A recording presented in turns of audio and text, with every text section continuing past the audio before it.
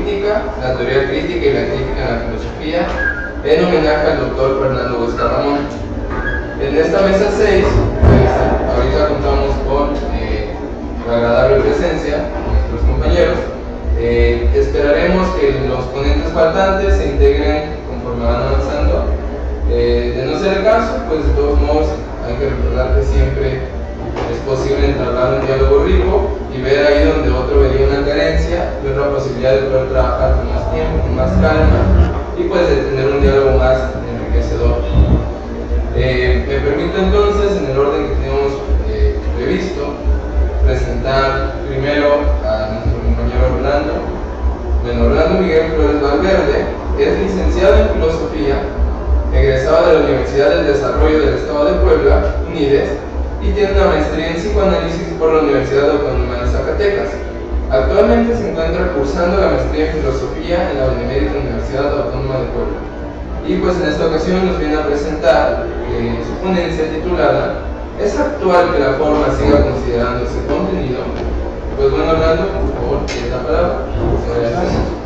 Y adelante. Contamos con un tiempo aproximado de 20 minutos. Posteriormente podemos abrir el diálogo con las Bueno, muy buenas tardes.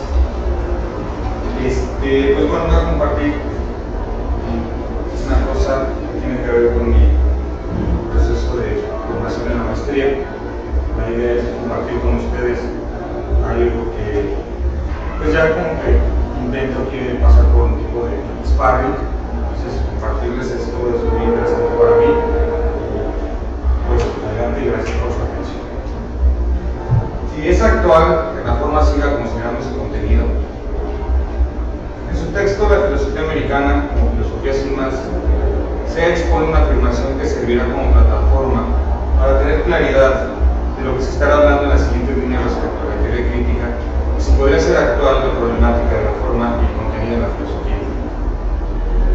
Sea comenta, mediante el verbo deja de ser un ente entre entes para transformarse en su habitante.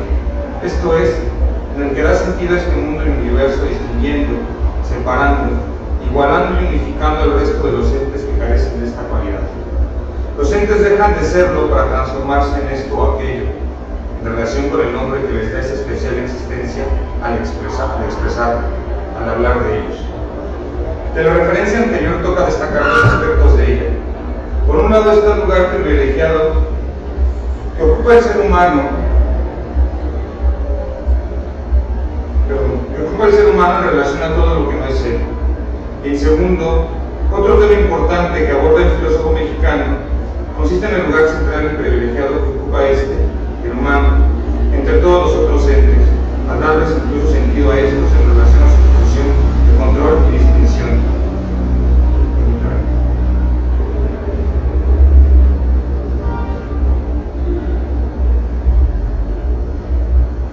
Por el momento nos concentraremos en el segundo aspecto, y específicamente en su parte final, en donde la actividad privilegiada del ser humano es caracterizada como aquello que da sentido distinguiendo y controlando lo que le rodea.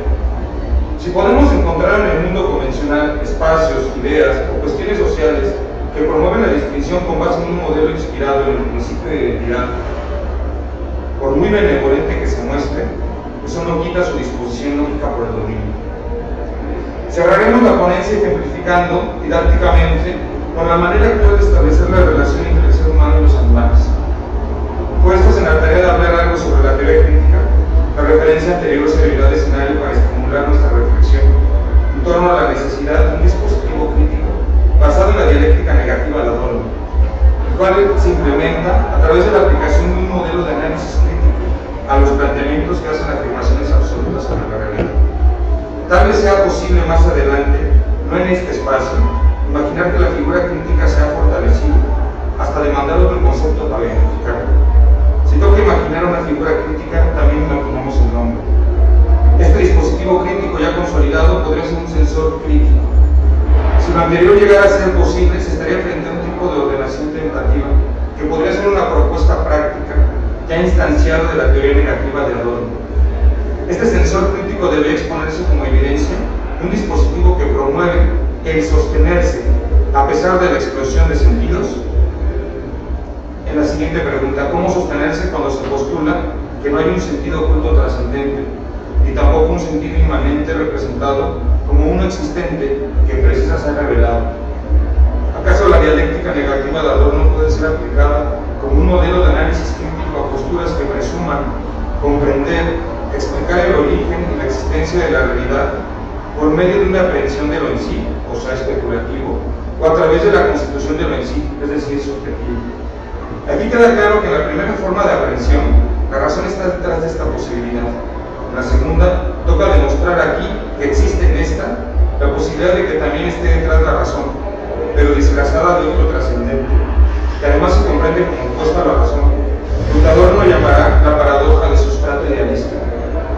Siguiendo con Adorno, solo para determinar y finalizar el punto de esta imaginación, se reconoce que se recurre a la razón en su función crítica, y no aquella en la que se absolutiza la razón, no en la que la actividad de la razón está concentrada en crear principios que expliquen la totalidad de lo real. Regresando al tema del dispositivo crítico, gracias a la vuelta imaginaria expuesta anteriormente, permanezcamos un poco en esta idea de la doble actividad de la razón, una crítica y también el otro tipo de actividad, la propia de una identidad metafísica absoluta, por decirlo de una manera, una actividad trascendente. Adorno es quien expone esta doble actividad. La actividad trascendente, es decir, la que distingue, da sentido y por lo tanto ordena.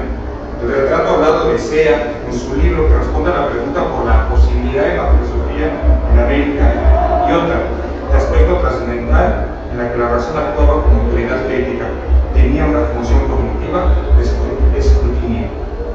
Si estamos cercanos a lo que es una posible comprensión del planteamiento negativo de Adorno, la función crítica de la razón consiste, aparentemente, en poner límites a la razón misma.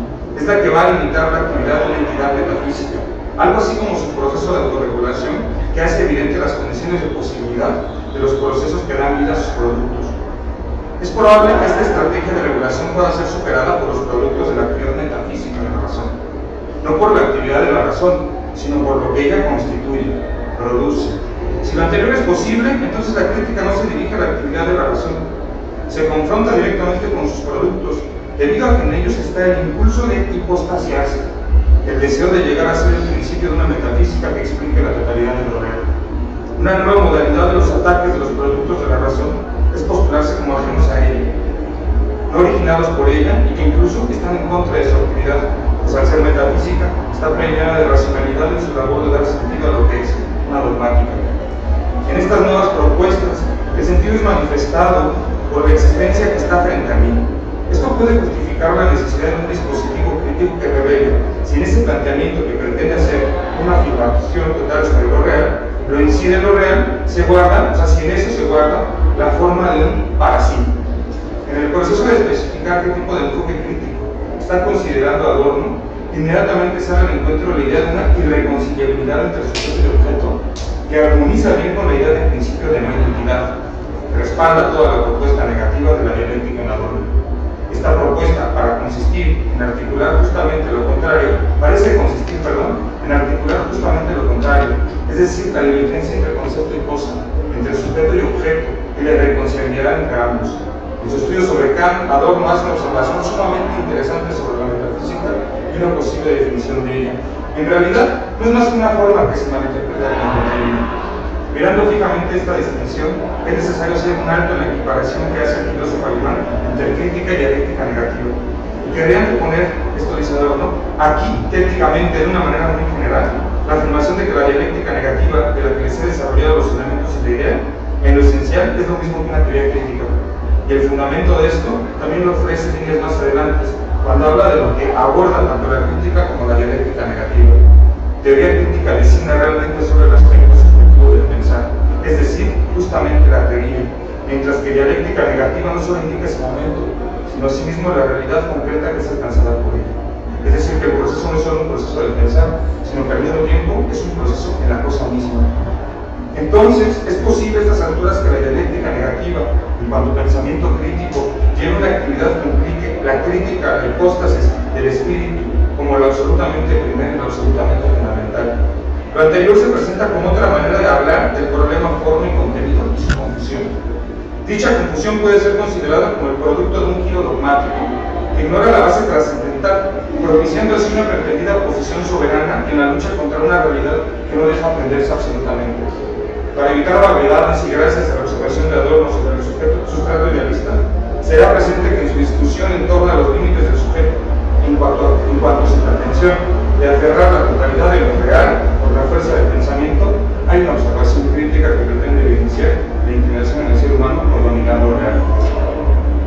En medio de la reflexión negativa que pretende captar la función de lo formal en el orden de lo trascendental, se propone realizar un análisis de la condición formal del planteamiento moderno epistemológico, que posibilite el inicio del desarrollo de una hipótesis en la cual se proponga que la génesis del impulso por dominar la totalidad de lo real puede ser entendida como consecuencia de la actividad del orden formal en la constitución de la experiencia.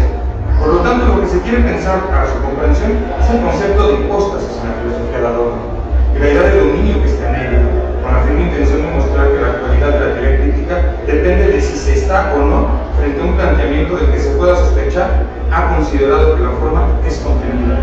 Esto es, que se crea que el concepto abarcó la totalidad de la situación convencional, al grado de considerar que el ejercicio subjetivo, la unidad organizada, constituye lo real. Por contradictorio que se perciba, se tiene la idea de no estar en una coordenada subjetiva, sino en una de otro orden y distinto modo de proceder que posibilitará ese resultado transubjetivo. La dinámica de la siguiente reflexión consistirá en profundizar en algunos fragmentos de la obra de Adorno para comprender bajo la idea de la relación de formalismo y dominio qué sería lo propio y por lo que se torna sujeto de sospecha. Retomo, ¿qué sería un planteamiento que pretende afirmar de manera total algo del mundo convencional desde un orden de ideas que explique la existencia de lo real y su experiencia, superando la subjetividad como camino privilegiado para el conocimiento de lo real en sí? Teniendo un poco de claridad en este asunto, y bajo la creencia de haber conformado una figura consistente, se pretende comprobar la pertinencia de suponer que es posible la presencia de aspiraciones totalitarias en estos otros órdenes de ideas. No se está afirmando que todos los planteamientos que aspiran a superar las bases subjetivas están sostenidos en la paradoja idealista o en una plataforma especulativa.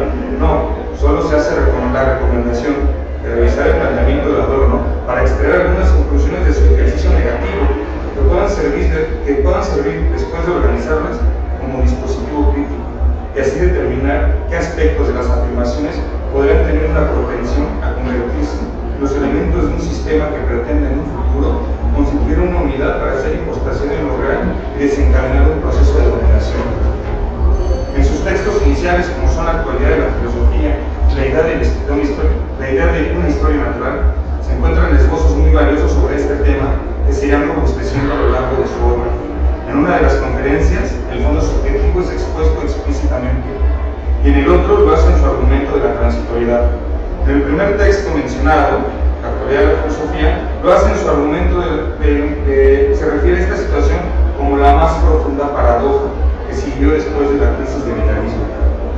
El empeño en lograr, tras la decadencia de los sistemas idealistas y con el instrumento del idealismo, la ratio autónoma, un orden del ser vinculante y situado por encima de lo subjetivo. Lo anterior deja ver con claridad y puede confirmar que el interés de Adorno está puesto en postular una semilla o un posible fondo subjetivista en las respuestas de las filosofías que pretenden superar la cuestión del para sí y colocarse completamente en el sí. Aquí hay una referencia a la fórmula crítica desarrollada por Adorno, Horkheimer en Dialéctica de la Ilustración.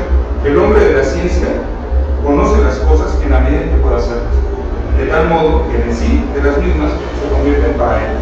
De acuerdo con las referencias anteriores, la de la paradoja y la del texto de Dialéctica de Ilustración, se pretende mostrar que detrás de toda hipóstasis alimentada por un contradictorio sustrato idealista está presente el principio de dominación, del dominio de la naturaleza, que entonces se expande, que entonces se perpetúa en el dominio de los seres humanos sobre seres humanos y en cuanto a su reflejo espiritual en el principio de identidad, del empeño inmanente de todo espíritu a asimilarse a su otro y a través de ello a introducirlo en su propio ámbito de dominación.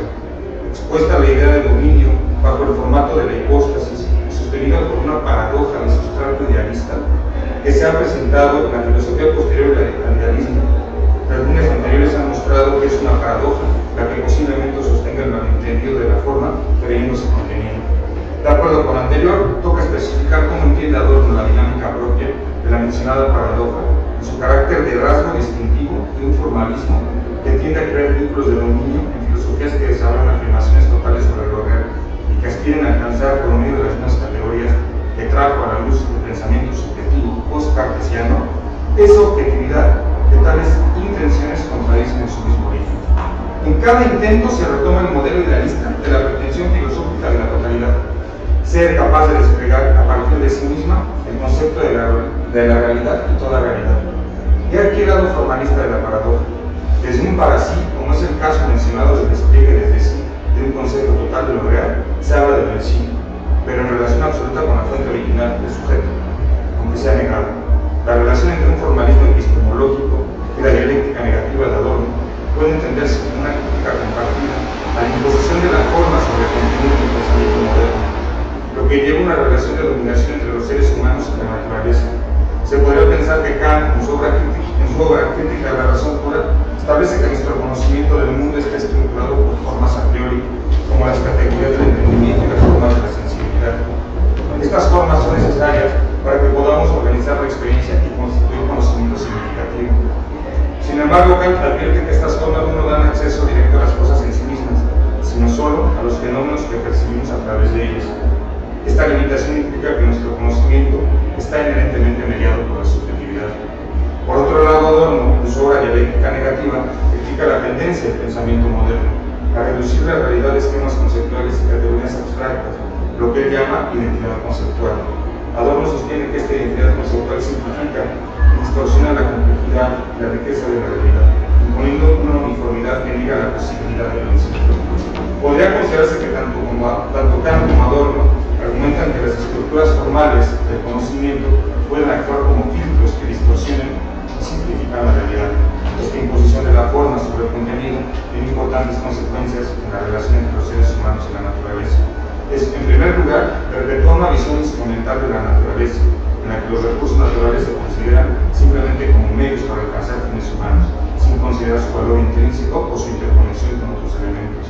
Esta visión instrumental de la naturaleza legitima su explotación y degradación en aras del progreso humano y el desarrollo económico. En segundo lugar, la imposición de la forma sobre el contenido y el pensamiento moderno también contribuye a la alienación y la dominación de los seres humanos. Al reducir la realidad a categorías abstractas y sistemas conceptuales, se niega la particularidad y la singularidad de las experiencias individuales, lo que lleva a una pérdida de conexión con el mundo natural y con uno mismo. Esta alienación y separación contribuye a la dominación de unos sobre otros, ya sea a través de estructuras sociales injustas o a través de la explotación y el control de la naturaleza. Ya en otros términos, en donde se ha concluido que se alcanzó este plano que supera aparentemente, y digo aparentemente ya que es un intento de alcanzar el ser transubjetivo con los medios de la ratio autónoma y con el lenguaje de la ratio, pues no hay disponibilidad de otros medios y otros lenguajes, sobre todo ya en estos términos en que se ha superado el subjetivo, que con anterioridad puso en pie la estructura del idealismo crítico, nos topamos de frente con el otro componente de la fórmula crítica de la no identidad, el dominio. En el sacrificio del espíritu subjetivo, en su lugar, ya solo reconoce una trascendencia en el ser así. Esto es, se negó el espíritu para realizar un constructo que en apariencia alcanzara un orden transsubjetivo, pero se encontró en el ser así al sujeto dominando el otro, callando y rechazando lo que no entró en el proceso de asimilación del principio selectivo de identidad, la hipóstasis del espíritu en lo real. Según Adorno, es de alguna manera inherente al pensar crítico el considerar propio el pensamiento filosófico un momento de intento, de experimentación de lo no concluido, de diferenciar la filosofía de las ciencias positivas, que incentiva la inspiración fundamental de la dialéctica negativa de Adorno, constituida por el concepto de no identidad. Dice Adorno, pienso aquí necesariamente al mismo tiempo en incontables determinaciones que por su parte no quedan asimiladas, y cuando esto sucede, aquello que no se amolda a esta adversión de identidad asume inmediatamente el carácter de la contradicción, y por lo tanto, su destino consiste en ser excluido. Lo excluido es lo que queda fuera de la fórmula de Adorno, y es de sumo interés entender esto para considerar algunos cuestionamientos a los que nos puede llevar la dialéctica negativa y su principio de no identidad. Por ejemplo, ¿cuáles han sido, de manera concreta, las condiciones de posibilidad para que algo no se haya asimilado en una situación específica? O también podemos elaborar las siguientes preguntas.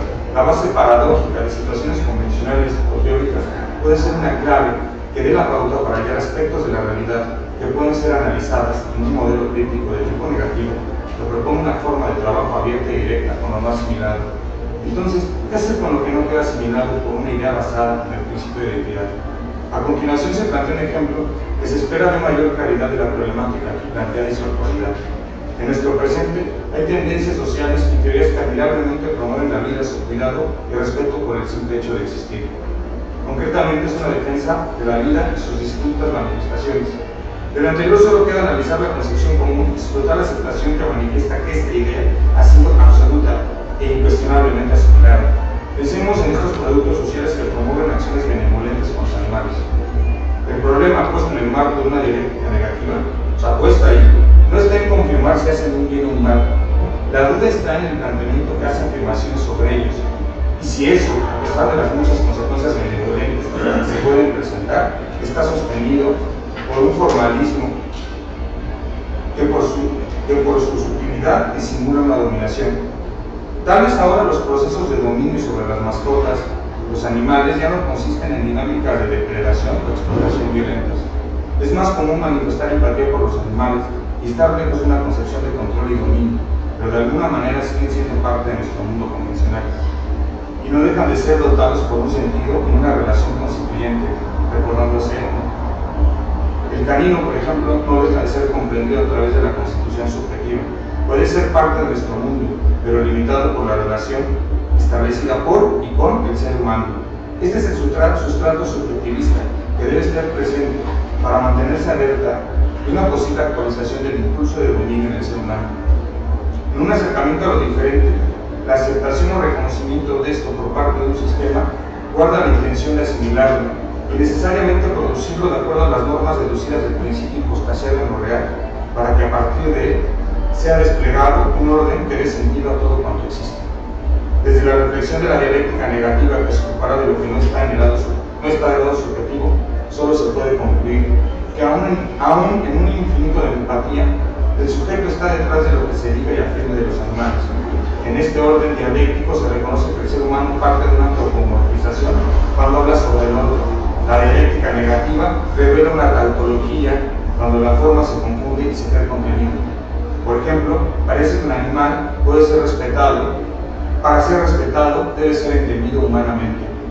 La idea de los animales y sus derechos es una unidad organizada que da sentido a estos seres de acuerdo a las necesidades y lógica de la condición humana que se desarrolla en la actualidad. Cierro con esto: si se dejan de lado las diferencias, el mundo queda sometido al hombre.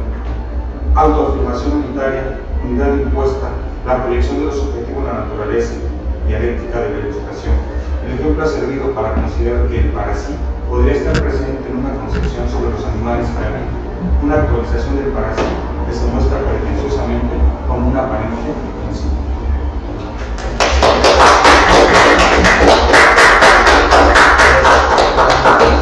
Muchas gracias, Fernando.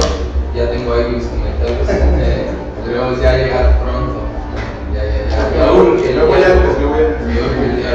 Bueno, pasamos, por favor, con Ricardo Gersaín Ramos Guerra.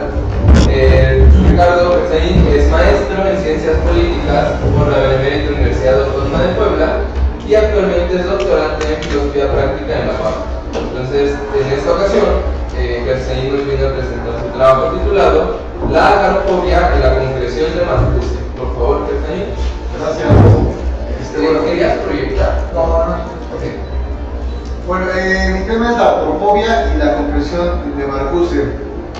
Espero que les haga por estar aquí. Voy a iniciar de modo introductorio. El presente trabajo analiza la agarofobia o afecto hostil al pobre, visto como una forma de violencia ejercida por personas o un grupo social que se considera superior mediante el desprecio a otros individuos u otro grupo, cuya construcción, ejercicio y secuelas tienen consecuencias que impiden el despliegue incluyente, igualdad, libertad y disfrute de derechos civiles. En un gran sector de la sociedad actual, bajo el marco de gobernanza democrática. Por tanto, intentamos analizar esta problemática desde la perspectiva de la filosofía concreta de Marcuse, ya que esta tiene la finalidad de provocar un cambio auténtico en la existencia mediante la controversia y la crítica la apropiación de la verdad. Dentro de este orden de ideas, existe evidencia que en la actualidad hay altos niveles de hostilidad a los pobres. Este problema se le denomina aporofobia y recae directamente en el afectado, que es el pobre. Por tanto, se busca dar respuesta en primer lugar a por qué la pobreza y el menosprecio al pobre han logrado perpetuarse, siendo un problema al cual se le ha buscado solución a lo largo de la historia. Y en segundo lugar, ¿será posible hallar una salida mediante la comprensión de Marcuse? Para dar respuesta a estas interrogantes, nos apegamos a los estudios de filósofos como Rancière, quien refiere que la idea de pobreza ha sido elaborada con la finalidad de que el que se piense pobre no encuentre salida al problema. A Adela Cortina, quien acuñó el término de aporofobia, y apelamos a la reflexión de la concreción de Marcuse como una apropiación de la verdad para poder transformarla. En otras palabras, una vez apropiada la verdad sobre el afecto hostil al pobre y reconocido como un problema social, podemos, mediante el acontecer, lograr un cambio ontológico del pobre y la aporofobia del cual es víctima. Los objetivos más destacables del texto son: primero, dejar en claro cómo el problema actual de la aporofobia se construye como un afecto hostil al pobre, empobrecido en dinámicas intercapitalistas de violencia estructural histórica y sometido a la vulneración sociopolítica y cultural en la percepción de diferencias sociales por parte de un grupo que desprecia a individuos u otros grupos basado en criterios que considera despreciables y aborrecibles de esa autoridad. Segundo, explicar conforme a la conclusión de Marcuse cómo al apropiarse de la verdad se produce una modificación, por lo que es necesario conocer la historicidad de la pobreza para apropiarse de su verdad y así, mediante la crítica, hallar la posibilidad de modificarla. El análisis que se utiliza en este estudio fue un rastreo documental que ayuda a saber cómo fue modificándose la ontología del pobre y su condición colectiva. Cabe hacer mención que la investigación se ubica con más énfasis en la aparición del concepto de aporofobia, donde se señala que la problemática de la pobreza es un problema de afecto y no tanto económico. Por último, hacemos un comparativo en la concreción de Marcuse y lo propuesto por Cortina respecto a esta problemática. Ahora bien, la estructura del texto se desarrolla de la siguiente manera. Primero, cómo ha logrado perpetuarse la condición de pobreza, su historicidad. Segundo, la aporofobia como afecto hostil al pobre. Y tercero, el problema del rechazo al pobre validado como una verdad en su historicidad dentro de la concreción de Marcuse. Pasamos al desarrollo. Esclareciendo brevemente la historicidad del problema de división, en su estudio de El filósofo y sus pobres, Rancière concorda que existe un afecto hostil de dominación y explica la división del orden social mediante una genealogía de la filosofía, partiendo desde Platón hasta Marx y Bourdieu.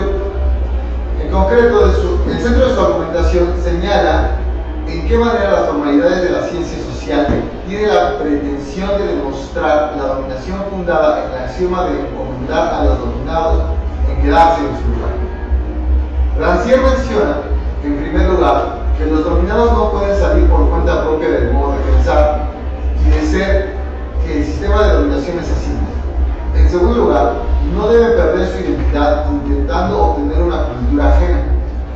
Este estudio nos permite observar cómo el sistema logra perpetuar un modelo de dominación y nos lleva a cuestionar si es posible salir de él, generando un cambio en favor de la igualdad. En suma, el concepto de aporofobia es complementado con lo que menciona Rancière, pues la idea de pobreza ha sido elaborada con la finalidad de que el que se piense pobre no encuentre salida al problema. El estudio de Rancière revela que la pobreza es más un problema de afectos establecidos a lo largo del tiempo por discursos que un problema económico, político y social. Hablamos de lo que se siente respecto al pobre y lo que el pobre siente respecto a él mismo.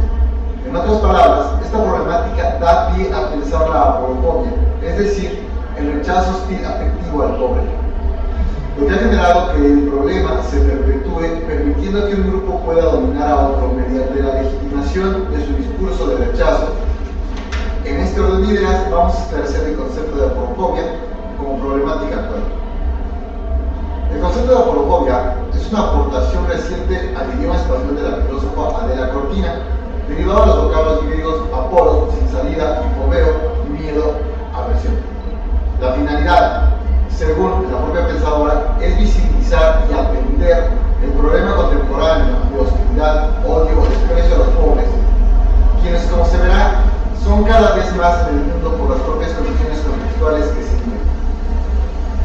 Siguiendo ese linaje filosófico de investigación sobre la pobreza, en la filósofa contemporánea Adela Cortina, en su obra Aporofobia y rechazo al pobre, expone que la raíz del problema no es la fobia a los pobres, sino que genera un trato desigual e inhumano a los desamparados.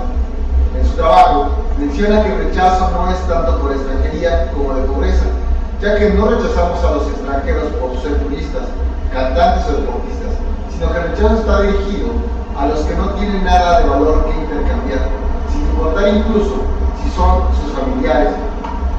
Se desecha a los que no generan utilidad. Evidentemente, este acto es propiciado e incentivado por el capitalismo. Cortina continuó su labor respecto a los pobres en el artículo Erradicación de la pobreza y el cosmopolitanismo democrático en el mundo global, donde menciona, en primer lugar, que la globalización ha generado desafíos como la pobreza involuntaria que requieren del compromiso particular de cada país y a la vez mundial, ya sea mediante la gobernanza o de sociedad cosmopolita. En segundo lugar, propone iniciar una tercera ilustración sobre la pobreza en el siglo XXI, puesto que hemos vivido dos ilustraciones sobre pobreza. La primera producida a finales del siglo XVII, donde socialmente se afirma que toda persona tiene dignidad. La segunda se produce en los años 70 del siglo XX. En esta no se ve a la pobreza como inevitable, sino que se debe eliminar. En el presente estudio damos seguimiento al trabajo de Cortina, ya que prosigue actualizando la investigación de dicha problemática. Cortina menciona que los seres humanos son aporófobos, debido a componentes cerebrales biológicos y evolutivos, pero también se fundamenta en lo social, componentes que pueden y deben ser modificados para una biomejora moral a través del respeto a la igualdad, dignidad y a la compasión. Esta última entendida como la capacidad de percibir el sufrimiento de otros y el compromiso que se tiene para evitarlo. Lo antes mencionado revela una situación de vulnerabilidad que tiene el pobre al recibir este afecto hostil, que con el actual incremento de pobreza aumenta y sitúa a los pobres cada vez más en un estado de indefensión, pues uno de los elementos distintivos de los delitos de odio es que no se dirige a una persona en particular, sino a un colectivo y al colectivo al que pertenece. En relación a la problemática expuesta en el presente trabajo, daremos un bosquejo de la filosofía concreta de Marcuse, para luego aterrizar la problemática en dicho tenor con la finalidad de obtener claridad desde otro crisol, y hallar una posible respuesta a este problema. Herbert Marcuse considera el filosofar como una actividad meramente humana, por tanto, es un modo de la existencia humana. Esta existencia obedece a la pregunta por su sentido, en otras palabras, un para qué, por lo que filosofar encuentra su sentido en sí mismo. El esfuerzo de este filosofar se encamina al conocimiento para hacer visible la verdad. De este modo, la verdad solo puede ser validada mediante la existencia humana. Como ejemplo, Marcuse refiere que las leyes naturales son validadas no para la naturaleza que transcurre según ellas, sino para los seres humanos cognoscentes de la naturaleza. No tiene validez para el metal el que un imán lo atraiga, sino para el ser humano que contempla el metal y al imán. De esta manera, la verdad está referida a través de la validación que le da la existencia humana. Este fenómeno consiste en la apropiación. Para esto es importante mencionar, cito, las verdades no son buscadas y conseguidas, aprendidas con el trabajo de conocimiento, para luego conservarlas en abstracto en algún lugar y eliminarlas, sino que en el conocimiento de la verdad reside la exigencia de su apropiación.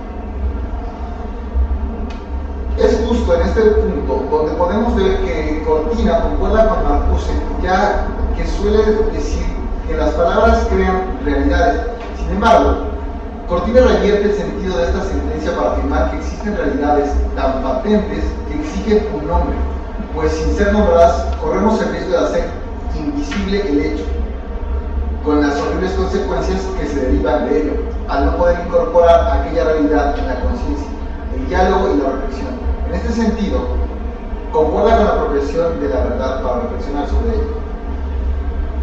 En consecuencia, Marcuse refiere que lo que hace verdadero un estado de cosas es que se le apropie por una existencia humana concreta. Por tanto, el para qué o sentido de la verdad se cumple únicamente en su apropiación. La verdad es efectiva en el existir en cuanto a su apropiación por el Dasein humano, pero este Dasein humano es cada instante comportamiento en relación al mundo, una acción y reacción. El Dasein orienta su comportamiento según la verdad. Cabe resaltar que la existencia del Dasein obedece a una verdad histórica dada. A cada individuo se le da su historia. Vive la historia como su espacio. Por tanto, la filosofía debe volverse historia, ya que las verdades son aprendidas por un Dasein existente y mantenidas en la existencia.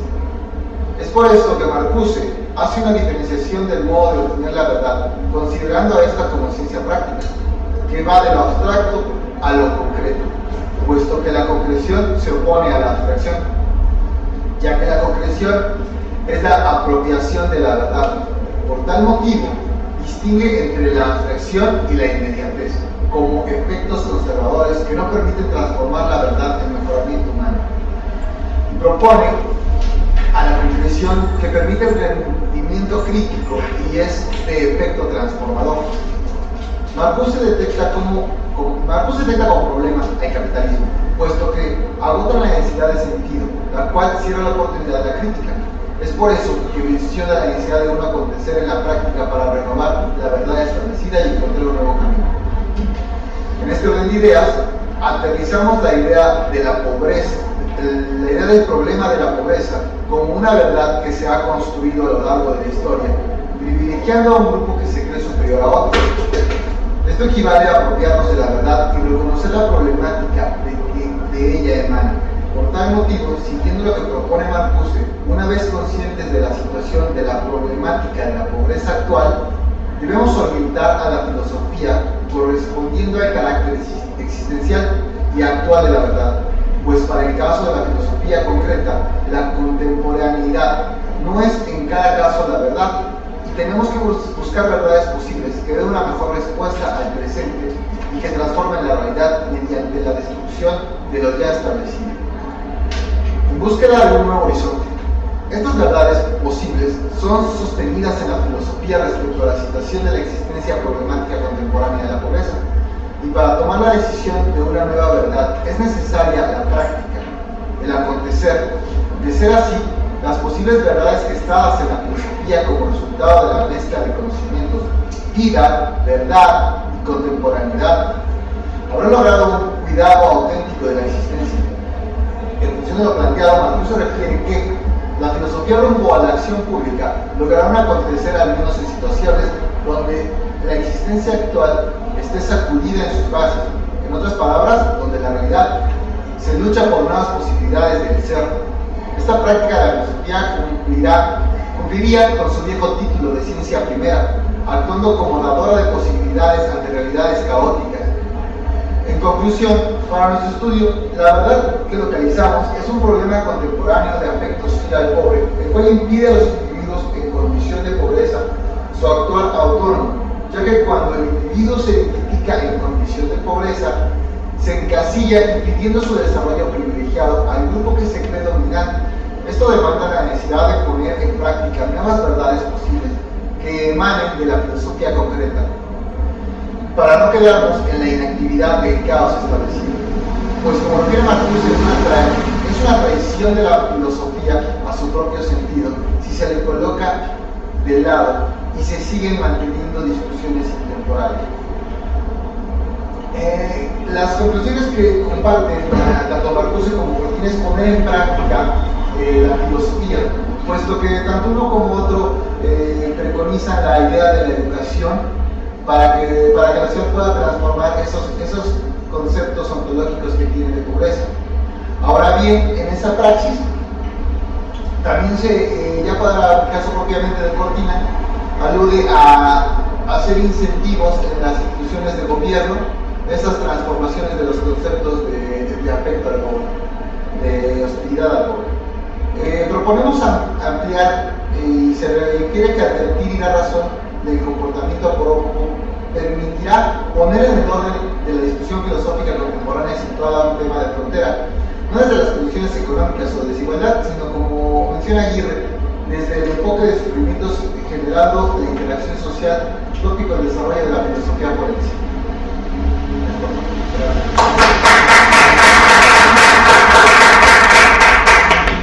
Muchísimas gracias, Zain. Bueno, pues vamos a dar paso a la ronda de diálogo, debate, según de reproches, como solemos decir. No sé si por acá en el público ya tenemos algunas participaciones, por favor. Primero acá, compañero, luego Coneta, y bueno, y vamos bien. Ok. Bueno, para empezar, tengo muchas ganas de escuchar esta ponencia de forma y contenido, porque trabajo este tema no como tú lo estás tomando, sino como un parón a la dialéctica, en Adorno. ¿Un qué? Un parón, o sea, digamos, Adorno dice que Hegel es el que para la dialéctica en el absoluto, y yo considero, y otros compañeros, que es al revés, ¿no? Que es Adorno realmente el que para la dialéctica con su dialéctica negativa. Entonces, bueno, en ese sentido te voy a preguntar tres cosas y voy a hacerte un comentario, quizá te sirva para tu investigación. Bueno, la primera es, ¿consideras que, o sea, se me hizo muy interesante el que tú ya hayas encontrado en la dialéctica negativa un resabio de razón? Y en ese sentido me parece que llegas también a decir que esa misma dialéctica negativa que se nombra como no absoluta o no identitaria puede caer en lo mismo. Entonces, o sea, esa parte me pareció muy chida y qué bueno que estés trabajando por ahí. Y en ese sentido yo te diría, necesariamente caería en otro absoluto esa dialéctica negativa, porque los adornianos recalcitrantes siempre dicen que Adorno nunca llega a un absoluto porque utiliza las constelaciones de Benjamin, y que eso implica una multidiversidad digamos, de constelaciones y no un universal singular. Sí. Entonces, bueno, eso, digamos, ¿cuál sería tu perspectiva de esa pregunta? La segunda, que quizá a lo mejor tú inviertas el orden. ¿Podemos decir una? Bueno, depende cómo sea más cómodo para ambos. No sé, igual, mejor. Yo creo que sería mejor que él plantee como Sí. La segunda sería, en ese contexto, ¿tú cómo entiendes la diferencia entre dialéctica negativa y dialéctica hegeliana? Una tercera pregunta es, ¿tú consideras que esa identidad que nombra Adorno de la dialéctica hegeliana necesariamente recae en un estado? Y el comentario es que, si bien es cierto lo que tú decías en tu ejemplo de los Canes, de un modo muy subjetivo, me parece que has llegado a esas conclusiones porque te has centrado más en la parte subjetiva de la dialéctica negativa, y yo te aconsejaría que también checaras la parte objetiva en este punto de la teoría crítica de la dominación objetiva, porque me parece que ahí hay una dialéctica interesante entre lo subjetivo y lo objetivo. O sea, bueno, dijiste que el humanizar al cánido para que lo respetáramos era en últimas, digamos, el elemento subjetivo. Pero yo pienso que dentro de esa lógica o dinámica existen elementos objetivos que ya están determinando precisamente los objetivos. Y las condiciones de posibilidad de lo. Ajá, exacto. Entonces, pero también en el punto de una fetichización y una cosificación. O sea, como que se invierte, ¿no? Sí. Humanizamos las cosas y cosificamos a los humanos. Sí. Entonces, bueno, no sé si a lo mejor entendí mal, pero digamos, estaría bueno que también te fueras del otro lado, porque parecería que estás parando como la dialéctica en un punto subjetivo que no me parece mal, pero digamos podrían objetar eso, ¿no? O sea, y la dominación objetiva donde queda. Y para Fersay, igual muy interesante ponencia, Fersay. En primer lugar, también te haría la misma observación que al compañero. Me parece que abordas los objetivos muy bien, pero también yo consideraría que tendrías que observar lo objetivo, porque también en la estructura objetiva, con lo que llamaríamos una violencia estructural, ya está determinado también el modo en cómo los objetivos interactúan con el pobre. Y es más, el objetivo produce al pobre. Entonces, bueno, en ese punto, y una pregunta para ti, Geisa, es, tomando en cuenta la teoría crítica de Marcuse, y con lo que has investigado últimamente, ¿cuál sería como una praxis, no digo revolucionaria, sino transformadora, para erradicar la pobreza en los tiempos actuales? Yo creo que pasamos entonces a las respuestas y luego vamos preguntando para que no sea muy pesado. Entonces, no sé si gustas comenzar. Sí, bueno, primero que padre conocer a alguien que también está interesado en esto, lo venía comentando, que estaría padre encontrar raza que también se interesa en esto, ¿no? Más que pensar en la discrepancia, está padre. A mí, lo que me dices, si entendí bien, es como que estoy más decantado por lo subjetivo y no por lo objetivo. Bueno, en esta exposición sí. También yo creo que lo menciona Adorno, ¿no? En el texto de Lecciones de Dialéctica Negativa, ¿no? O sea, y también lo mencioné aquí. O sea, crítica es subjetiva, dialéctica negativa es el otro orden, ¿no? O sea, lo que le llamas tú objetivo. Me he detenido un poco en el formalismo y el tema de dominación, porque me parece muy sensato compartir ante tu observación que en sí esto sería más como cómo placirse, cómo vivirse placenteramente en la nada, ¿no? Porque parece que, no sé, sí me imagino que te refieres con los adornianos como así, recalcitrantes, pues sí, están estos textos como algo de la no identidad, como el guardián de la cosas raras, ¿no? Y siempre señalan que Adorno lo que no buscaba era nunca cerrarse en un sistema. Y ella se siempre. Y es lo mismo que pasa con Fichte, Schelling, ¿no? O sea, creen que lo que sigue es concluir en un sistema del planteamiento crítico de Kant y todas esas posturas, ¿no? Y lo mismo pasó con Husserl, y Adorno hace ese estudio sobre Husserl y Schelling, creyeron que lo que seguía era cerrar. Eso es algo muy interesante y me ha gustado mucho y que yo creo que ese decantarme por los subjetivos ha sido que también me he decantado mucho en estos textos que menciono de una idea de historia natural y del texto de la actualidad de la filosofía.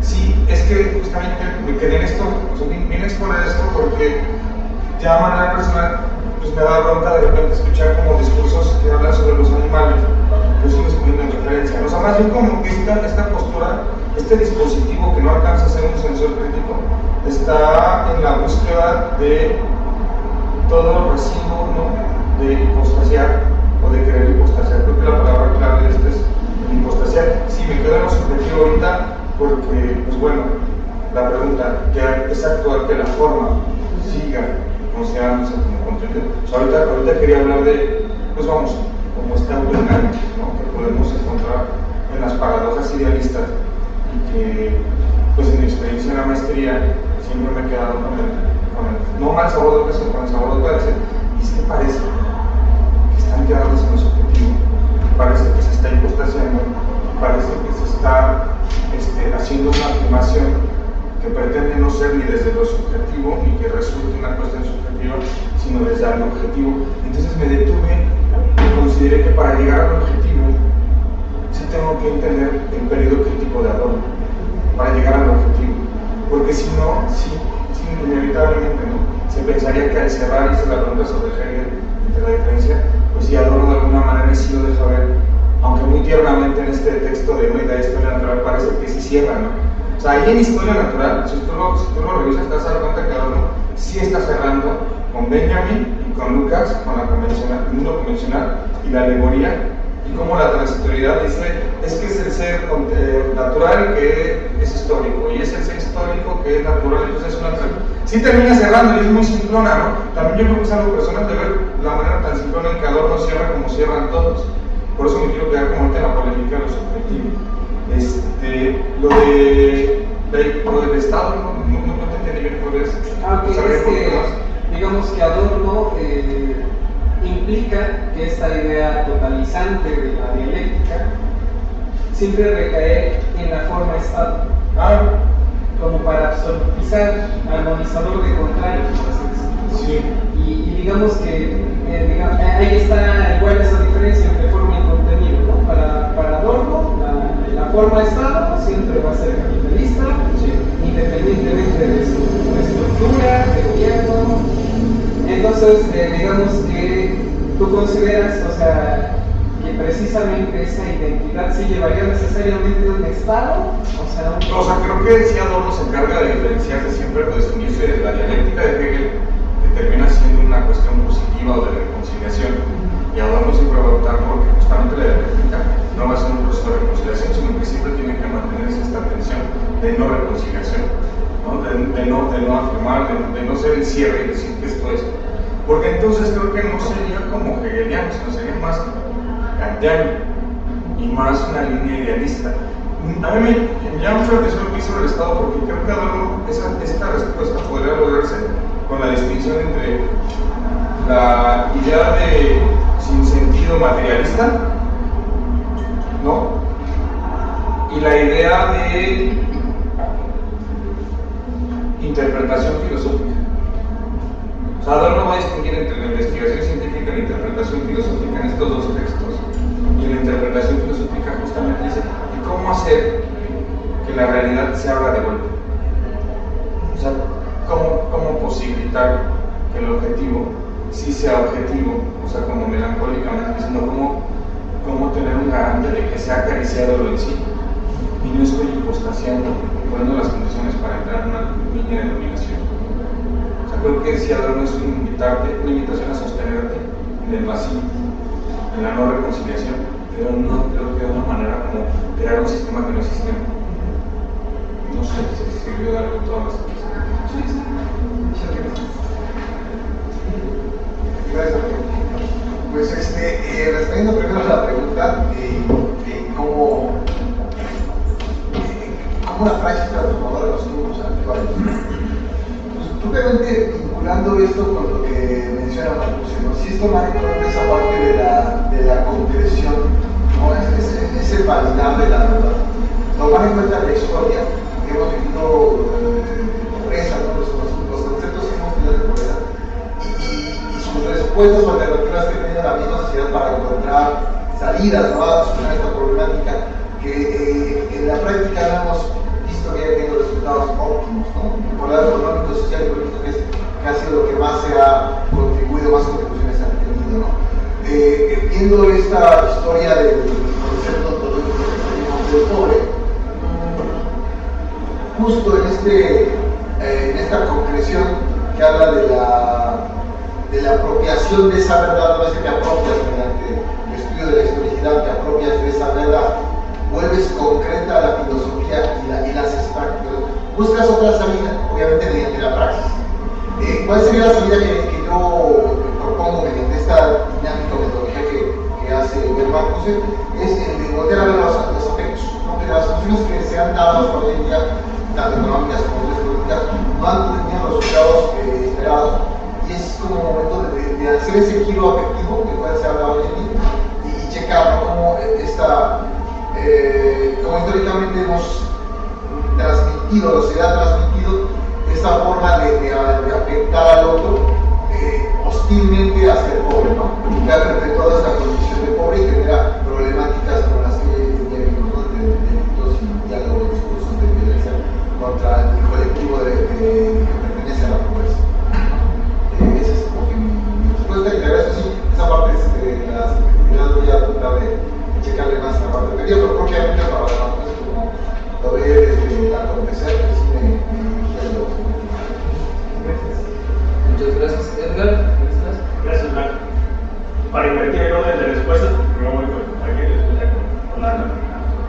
Ahora que comentas sobre este giro afectivo que puede ser interesante para la discusión que me planteaste, me hiciste recordar del Premio Nobel de Economía, un psicólogo, no recuerdo el nombre, pero es curioso porque un psicólogo gana el Premio Nobel de Economía justamente porque él comienza a trabajar cuestiones del mercado, todo este rollo, a partir de los afectos. Y entonces dice que el afecto es lo que ha incrementado las ventas y lo que ha hecho que el mercado tenga esta revolución, digamos, ¿no? Entonces no sé si podrías comentar algo al respecto, ¿no? ¿Qué impresión tienes tú sobre esto? Y el segundo punto, también para usted, sería, tú comentaste de esta filósofa contemporánea, ¿me recuerdas el nombre? ¿De la Cortina? Ajá, sobre Cortina, que la cuestión de la antropofobia o incluso de el extranjero internacional, particularmente sobre la pobreza, tenía un cierto fundamento biológico, ¿no? Podría sonar un poco más en ello, porque ahorita voy a tocar algo que creo que puede como enlazarse con esta respuesta, algo que voy a contar a Orlando. Eso sería para ti. Gracias.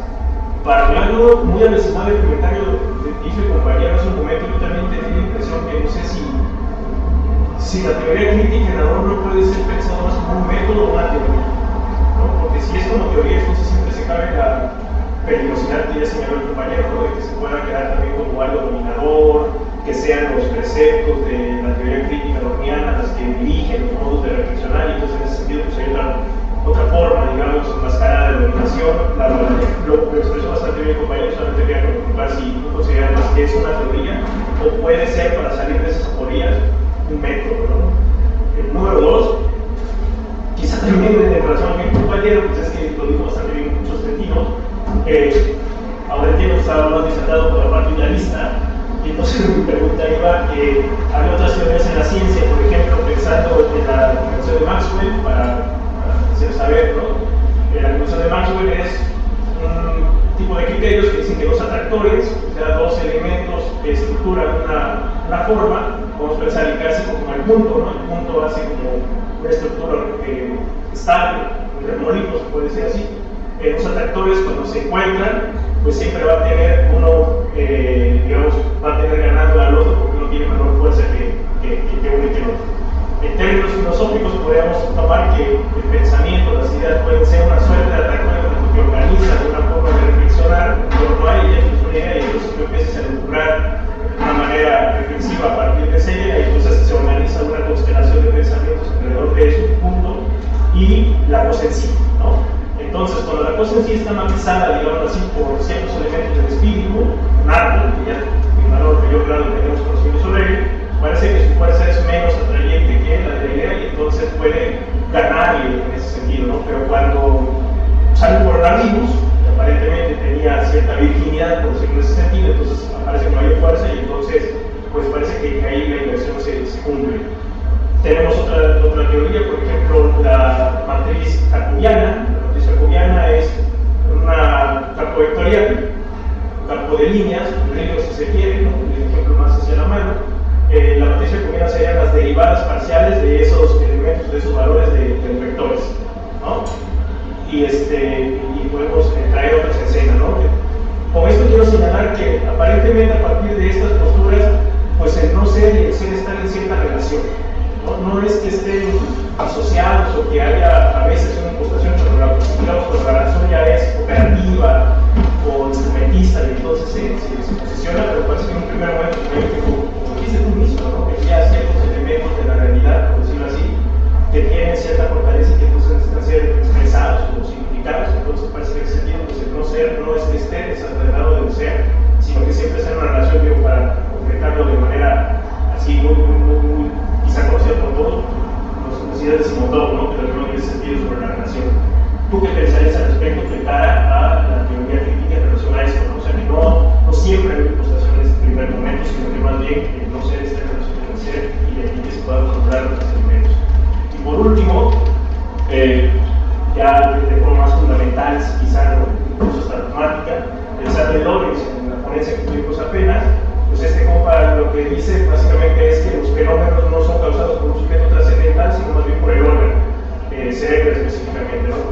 por esta cuestión del sistema nervioso central. Y que esto obedece, ahora sí tomando el valor de Tom, obedece a las creencias, ¿no? Es decir, a ciertos elementos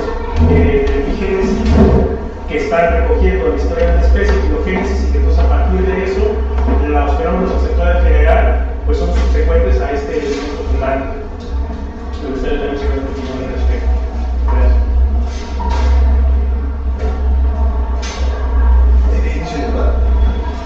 Bueno, muy bien. Respecto al clima afectivo, el chart que es conocido pues actualmente a partir de la última década es cuando toma ya fuerza y impacta en las ciencias sociales. Voltear a ver o analizar los problemas actuales mediante los afectos o emociones que se puedan tener. Tenemos el caso de Masumi. Masumi es uno de los que están ahorita mayor investigación respecto a este giro afectivo. Y bueno, dentro de este orden de ideas es importante checar que los afectos siempre son inducidos, como bien dijiste, son por fuera y son recomendados, por así decirlo. No es como que nazcas con ese afecto respecto a alguien o a algo. Y entonces ese afecto que es recomendado tú lo apropias y entonces lo sigues reproduciendo. Propiamente, autores como Hölderlin que habla de los afectos. Hay positivos, negativos, individuales, colectivos, y obviamente se van a ir como que estructurando, ¿no? Sí, si bien es cierto, como dices, hoy en día, con lo que me comentabas de este psicólogo que habla del giro afectivo, sí, tiene un gran impacto en el marketing y el comercio, y en lo actual, en la contemporaneidad, y pues sí es cierto, ¿no? Mediante los afectos se domina la forma de pensar del ser humano, y pues puedes inducir a alguien, ¿no? a que cometa ciertos afectos, como te decía, pueden ser negativos o positivos. Hoy en día la problemática que tenemos y que lo acrecenta más son los medios de comunicación, ¿no? Las redes sociales y todo esto, donde pues, permanecemos más tiempo en redes sociales y obviamente somos más vulnerables a recibir todo este tipo de afectos. Pues a modificar nuestras formas, ¿no? Y establecer una verdad como parte de los marcusianos, ¿no? Validar esa verdad que puede ser positiva o negativa, pero pues evidenciar, validarlo, ¿no? Y me comentaste respecto a lo de la cortina, de esta parte de lo de fundamento biológico. Sí, bien es cierto, lo maneja en su libro de la profobia como afectos, como miedo al pobre, como rechazo al pobre, la profobia como rechazo al pobre, y lo maneja muy bien porque dice que el cerebro humano es aporófobo por naturaleza. O sea, nosotros desdeñamos lo que nos ocasiona daño, ¿no? Todo lo que causa daño a nosotros lo tratamos autónomamente de quitar, ¿no? O sea, de rechazar. Lo que te causa frío y te puede congelar, pues obviamente buscas calor, tu mismo cuerpo va a buscar calor. Entonces rechaza el dolor. Y obviamente la idea de pobreza, incluso ya aprende un poco el término, por ejemplo, en las mismas mamíferos en la manada, pues obviamente rechaza los que no te generan mayor bienestar, mayor seguridad. Entonces, siempre nuestro cerebro está como que alineado con esa forma de buscar su bienestar, lo que más le conviene, ¿no? Propiamente lo que más le conviene y a rechazar lo que no. En aras de eso, pues rechaza al pobre y obviamente con esta actual forma de verlo todo lo utilitario, lo que es útil, rechazas lo que no te es útil, ¿no? Menciona de la cortina un poquito para hacer esa forma de lo de que tu cerebro es aprobo por naturaleza, pues que incluso de niños no te vas con el que es más inteligente o los más apuestos, ¿no? Lo que te genera más o a poco, y lo que no te genera lo rechazas. Pero ya se alusiona a la neuroplasticidad. O sea que tu cerebro, tú tienes la capacidad de modificar esas cosas que tienes, esas ideas, y poder aceptar y acoger, que es lo que habla de la compasión al poco. O sea, de que podemos, mediante la neuroplasticidad, modificar los pensamientos y ser más humanos, ¿no? Por eso somos humanos, no obedecer propiamente a los mamíferos que somos, ¿no? De esa forma. A la neuroplasticidad hace alusiones a que sí podemos cambiar esos constructos, hacer constructos nuevos mentales. Si lo piensas de la respuesta intelectual con María como yo creo que sí es posible un comentario, pero breve. Es que acabas de ver un tópico muy interesante también, y es la volatilidad. La voluntad. Ah, sí, la voluntad. Porque si es así, pues porque fumo. O sea, si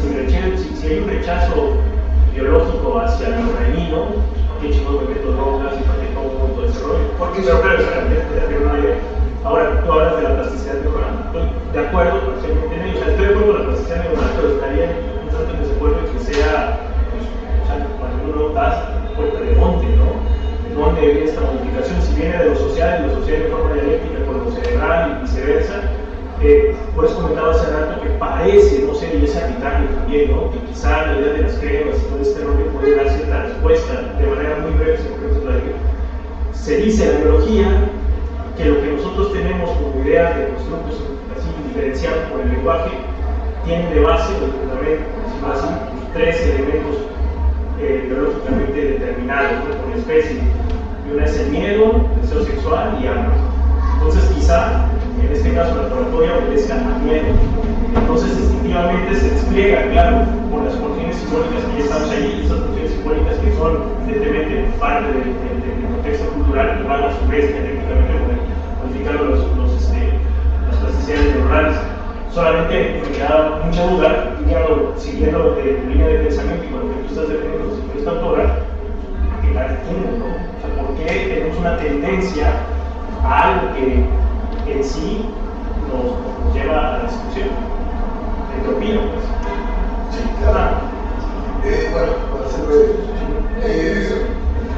propiamente, a ver, ¿qué años? ¿No? Tenía la idea del cigarro o de los vicios como tal, de ciertos placeres, pues están enmascarando realmente un bienestar que realmente es dañino, ¿no? O sea, en la idea, ya yendo un poquito lejano a la neuroplasticidad y atendiendo a los afectos, sí puede decir que a primera instancia y a lo mejor el proceso te genera bienestar, pero envuelve o enmascara un daño que te está haciendo. Esa es la importancia, por eso mencionamos de checar la historia original, de darnos a la tarea de estudiar, checar lo que realmente es bueno, ¿no? El cuidado de ser, que incluso Marcuse también lo dijo, ¿no? Heidegger también, esa cura, ¿no? El cuidado real, ¿no? De lo que realmente te hace bien como persona. Y bueno, sí, por esa parte, bueno, me parece que se enmascara, porque realmente es un daño lo que te hace y no disfrazado de un miedo de atractividad, de escuela, en esa línea, incluso también lo conectamos con lo que mencionaba, lo que me comentabas a un inicio, de los que el marketing tiene mucha influencia de los afectos, ¿no? Hasta por esta mala información de ideas recomendadas, de afectos, ¿no? Que se vienen de afuera, que son inducidos hacia un colectivo o hacia un individuo. Y otras, no sé si me puedes... Si quieres terminar para avanzar. Yo creo que podemos avanzar un poco ahorita y vamos después desarrollando. Sí. Pues, digamos, tenemos todavía un poco de tiempo. A mí también me gustaría plantearles. Bueno, ok. Ya responde, chicos. No, todavía tenemos tiempo porque la mesa está planteada para el término, digamos, cuarto para las 8, pero igual no forzar mucho. Entonces, estamos 15 minutos. Planteo rapidísimo mis preguntas. Primero, igual a Orlando. Me parece que cerraste un poco como volviendo sobre la aporía. O sea, siento como que cuando uno habla de la dialéctica, sea dialéctica en Heráclito, sea dialéctica en Marx, en Hegel, en Adorno, la dialéctica me parece que es como una forma de navegar la aporía. O sea, es justamente en esta aporía del tránsito del ser al no ser y del no ser al ser, y de cómo justamente la forma nunca es solo forma, sino que solo se puede llegar a la forma mediante el contenido, pero el contenido solo está si hay forma, es decir, como que uno lo puede ir matizando de una manera que se hace medio aporético. Entonces, en ese sentido, siento que un poco cuando cerraste en esta idea como del Kant, del animal, de la humanización como de lo animal, de lo natural, es como volver un poco sobre los sofistas, ¿no? Sobre Protágoras y el famoso metrón de todas las cosas, ¿no? Y pensar, bueno, entonces me diría, bueno, toda esta, digamos, parafernalia de decir, bueno, es que ya no nos quedemos en los objetivos, no lleguemos al objetivo, al final de los objetivos, el objetivo, así que son dos caras de la misma cosa, que es el ser humano. O bueno, esa es como tal la pregunta, si tú considerarías que como que de fondo lo que estás subyaciendo es justamente esta paradoja, me parece que no se ha podido superar en los términos en los que está planteada, es decir, uno puede decir, bueno, es que humanamente llego a lo no humano. Entonces, incluso siendo humano, no solo mido a través de lo humano, sino también por negatividad o por privación de lo que es humano, puedo conocer lo no humano. Pero eso no resuelve la aporía en los términos en los cuales surge, que es como lo humano, desde lo humano, solo puede conocer humanamente, ¿no? Y como conociendo humanamente por negatividad podemos decir, bueno, lo no humano sería esto, solo con relación al humano nuevamente, ¿no?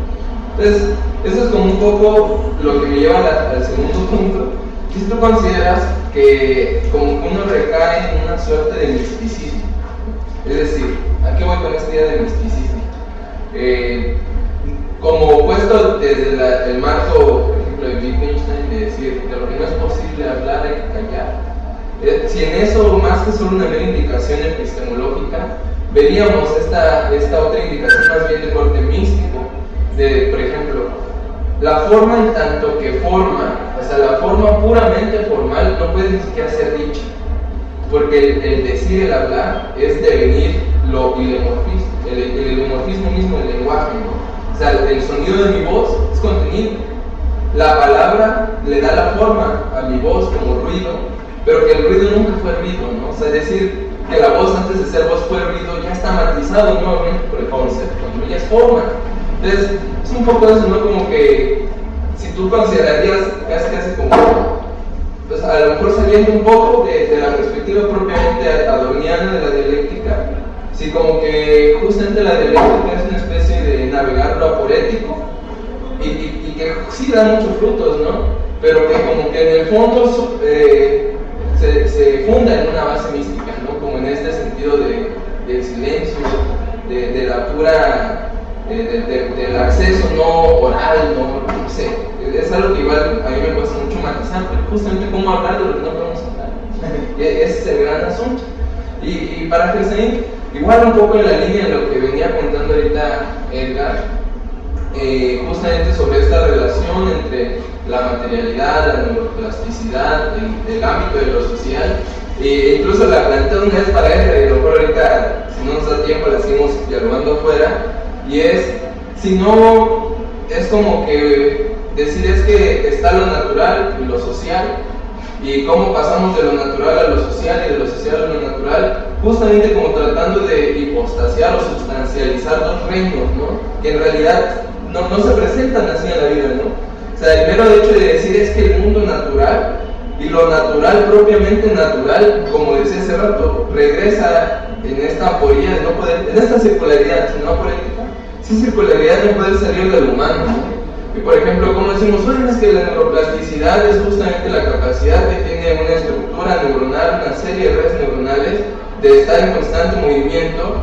Sí, pero si esto lo ponemos como en el marco abstracto de la ciencia natural, es como que desarraigarlo del hecho de que uno no vive y no experimenta una neurona.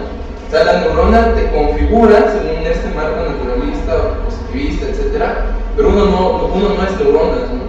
Y uno no ve neuronas, uno ve una imagen en un aparato y uno puede decir, no, pero es que eso es como un negacionismo científico, pero quizás más que un negacionismo científico es como esa invitación a no tener tanto miedo como a lo que no podemos de plano comprender, o sea, perderle miedo a lo incomprensible, y justamente como lo incomprensible es en el sentido más propio de la palabra el origen de la comprensión, de lo comprensible, ¿no? O sea, como lo incomprensible no se puede comprender como incomprensible, porque justamente, o sea, otra vez el concepto, ¿no? O sea, el concepto de lo incomprensible es justamente eso. Entonces uno dice, bueno, es que no comprendíamos por qué si alguien le pega una cachetada a otra persona, a mí como que me da algo, ¿no? Y ahora le llamamos neuronas espejo, ¿no? Pero es eso que yo siento cuando a alguien le dan una cachetada, o cuando a un pobre tirado acá en Puebla, que hay muchas personas mendigando en las calles, ¿no? O sea, ¿por qué no solo la fobia o el miedo, el rechazo, sino también el sufrimiento? Y cómo quizás en este marco de decir es que las neuronas espejo me hacen ver a una persona sufriendo y siento feo, entonces mejor no la veo, mejor no volteo a ver hacia abajo, sino que me quedo firme, aunque ahí en mi segundo plano vea que hay algo ahí, pero justamente tratar como de evitar ese carácter como de reconocimiento a través de la experiencia empática, ¿no? Y bueno, no sé si se entiende un poco, creo que como que el comentario, no sé si pregunta para Orlando, para que se viniera, ¿cómo poder volver sobre lo incomprensible, sobre la paradoja, y no ver en ello justamente un problema de inaccesibilidad, sino una fuente de riqueza que, igual matizado históricamente, ha sido, me parece, como esa gran fuente que siempre ha dado algo más de sí? Y bueno, lo dejo en esos términos. Si gustan igual responder, tenemos todavía 10 minutitos y ya después podemos pasar a seguir con la discusión. No sé, digo, voy a empezar diciendo esto. A lo mejor todo es misticismo lo que planteo, porque el silencio que ves no es de lo que yo ya afirmo, sino de lo que está ahí. Mi silencio es porque ya no he llegado a más, ¿no? Pero no, o sea, de esta, como les comentaba, me parece que traer esto aquí, pues este ejercicio bonito de, como lo mencioné en otro coloquio, de sostenerse en escuchar. O sea, cómo me sostengo lo que el otro está escuchando, cómo me sostengo lo que yo estoy hablando de algo más. Entonces, no tengo ningún problema en ver que Adorno sí esté como en el marco de lo aporético, o sea, que sería lo mismo que se planteaba, ¿no? ¿Cierra o no cierra? ¿No? Y parece que está hablando de la transitoriedad. Sí creo. Me gusta la forma en que va a hablar de lo transitorio, porque creo que todos hablan de lo transitorio.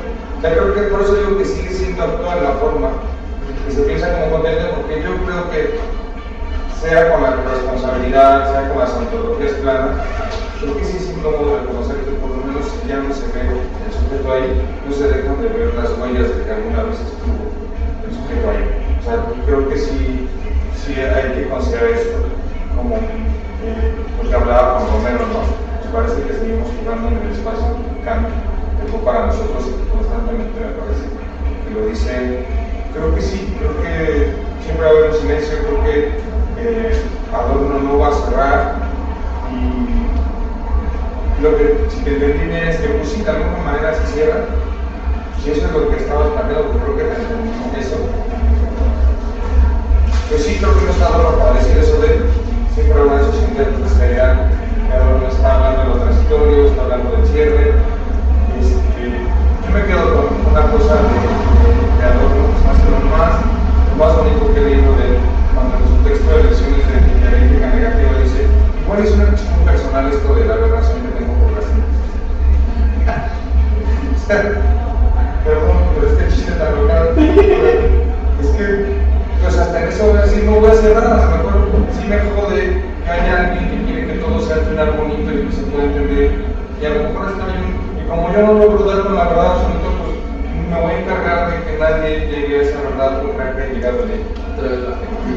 Yo creo, ¿no? O sea, lo leí esta semana y me pareció brutalmente hermoso ver cómo se da uno.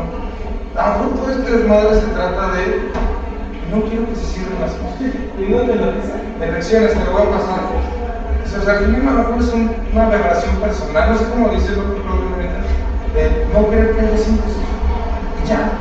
Y a lo mejor en otros pensadores era necesario que hubiera síntesis. Y creo que Adorno lo que está planteando, por lo que yo lo que yo creo que vengo a darme voz aquí es: pues igual y sí, lo que tú quieres ver hasta dónde somos capaces de sostenernos en lo que decimos que es, y con los recursos que sean.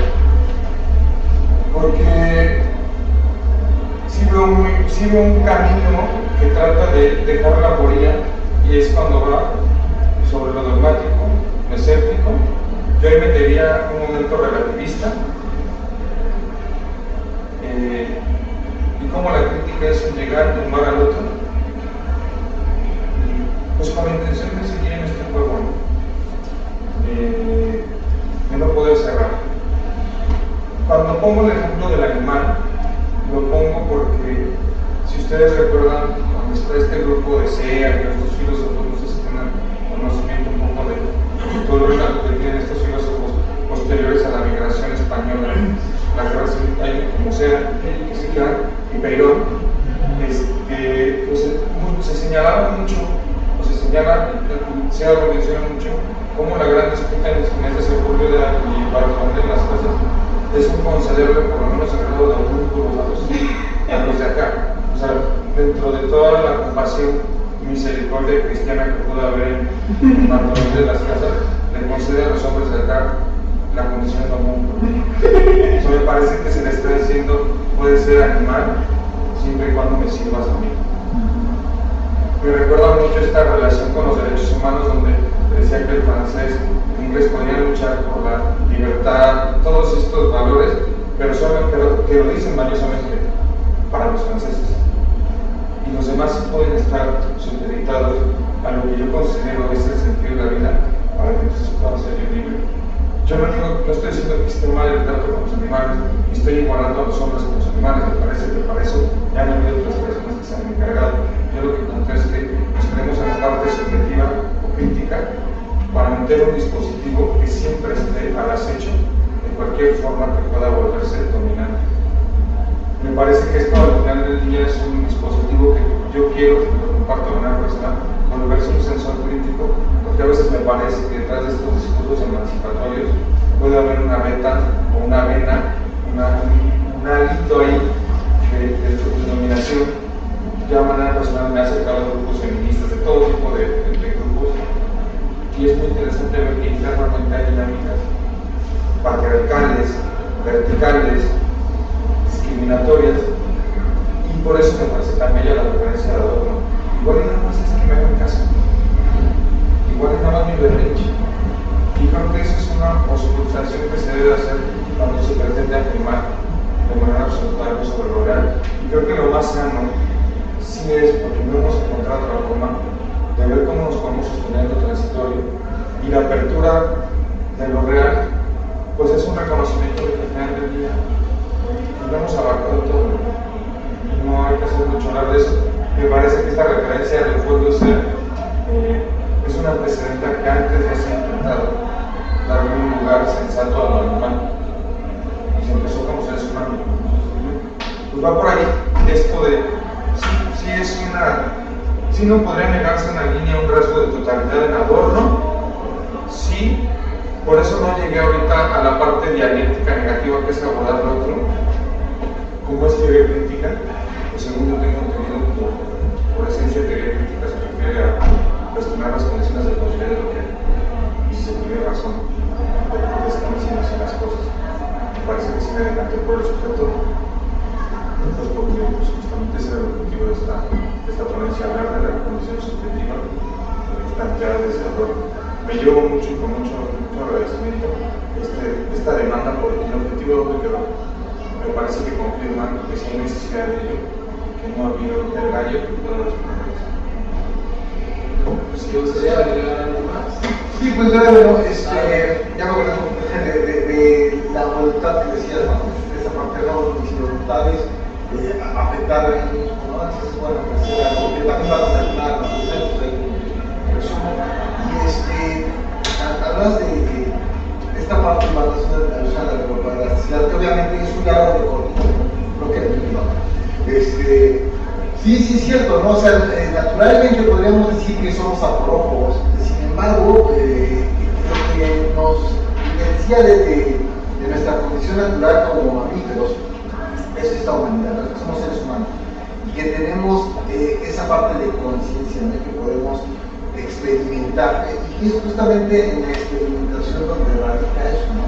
Un continuum de estar experimentando para obtener conocimiento, que aquí este conocimiento se convierte en verdad, porque dicho para Marcus, y esta verdad, pues bueno, va a ser un continuum, ¿no? Va a ir decayendo. Si ya llegamos a esa verdad, destruirla y otra nueva, ¿no? Porque estamos en un continuum, la vida es así, es como el Ouroboros de los alquimistas, ¿no? Se muerde la cola y está en un constante. Y por eso se me hizo interesante cómo la perspectiva que tiene Marcuse de eso, ¿no? Y la concatenación de todos estos autores, ¿no? Y bueno, si es una problemática que ha estado desde siglos, ¿no? De tratar de resolver el problema de pobreza, pero no se llega, ¿no? A esa respuesta, y damos esta posibilidad, ¿no? Y esta otra, y no, ¿no? Pero queremos volver a verlo a giro afectivo. y pues vamos a checar. Pero lo importante de esto, que de esta escuela de filosofía crítica, pues es el arriesgarse a practicar algo nuevo, ¿no? La pregunta es cómo hacerlo, ¿no? Porque pues de que no se quede como era Marcuse en esa idea de que se traiciona la filosofía porque no se lleva a cabo la praxis de ella misma, ¿no? Creo muy importante, ahí rescaté algo de que comentabas de la empatía que se tiene con el otro. Es muy interesante que también dice de la capacidad de simpatía que podemos tener, de simpatizarnos como humanos, no solamente porque también se puede tener una empatía negativa o positiva. Entonces, en aras de una simpatía es tratar de verlo, ponerlo al parejo, empatizar. No, empatizar sí es correcto, es bueno, pero también hay que simpatizar con ellos. No en aras de esta compasión que menciona Martín. Agradezco, dio bastantes también aportaciones para incrementar este estudio. Y pues bueno, les agradezco a todos los comentarios. Bueno, pues así damos cierre a esta mesa 6. Muchas gracias, Orlando, muchas gracias, Castín, muchas gracias a nuestro público, compañeros, compañeras. Nada más hacemos la invitación. Mañana comenzamos una conferencia magistral a las 10 de la mañana en el auditorio de Nagarro. El día de mañana todas las actividades van a estar abajo, entonces pues ahí nos vemos. Y pues muchas gracias, y pues bueno, un diálogo muy fructífero.